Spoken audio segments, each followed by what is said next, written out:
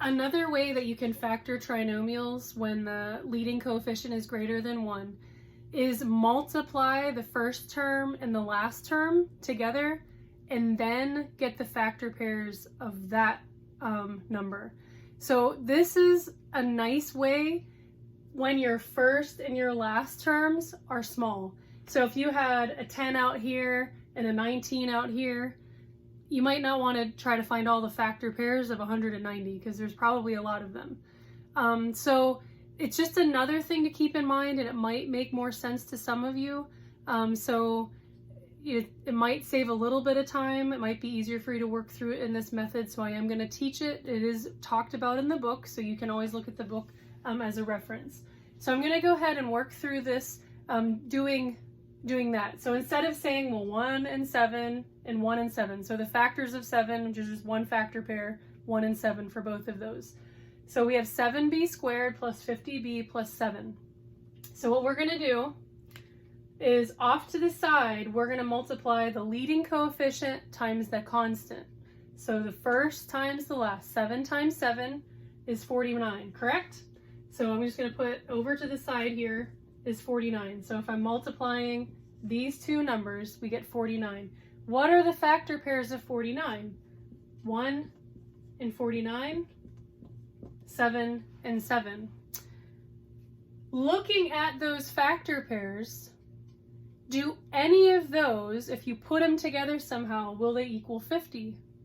Yes, the 1 and the 49, correct? So if we take the 1 and the 49, and we add them together, we can get 50. So we know that this is the factor pair that we're working with. Okay, so again, instead of getting the factors of both of these, you can just multiply them together and then get all the factor pairs of the product of those two numbers, so the 7 and the 7. So from here, this marker doesn't work too well. So from here, we know we're going to have a b squared. This plus sign says the signs are going to be the same. We jump back, and this tells us they're both going to be positive. So we know we're going to have a b plus and a b plus. So we know that. So what we've got to do is somehow make sure that we're multiplying a 7 and a 7 together to get the 49. And we're multiplying the 1 and the 1 together to get the 1. So you remember when we're doing the outside and the inside. So we want one of them to equal 49, and we want one of them to equal 1. That's our goal. So we can have 7b and then 7 on the end, so that way 7 times 7 will give us the 49. And then we would have 1 and 1. And 1 times 1 would give us the 1. So 7b plus 1, and then b plus 7. And I'll actually write that in a better color. So we've got 7b plus 1, and then b plus 7. And that's how we would factor that. Now using this same equation, let me go ahead and erase what's up here. If you remember the video that we did earlier in this section, or earlier in this chapter, we learned how to factor by grouping, and I said that this is a way we can factor trinomials later on. So I would like to just go over how we can do that. So using that, the book calls it the AC method. So you'll see that in there. So again, what we're doing is multiplying the 7 and the 7. So first times the last is going to give us 49.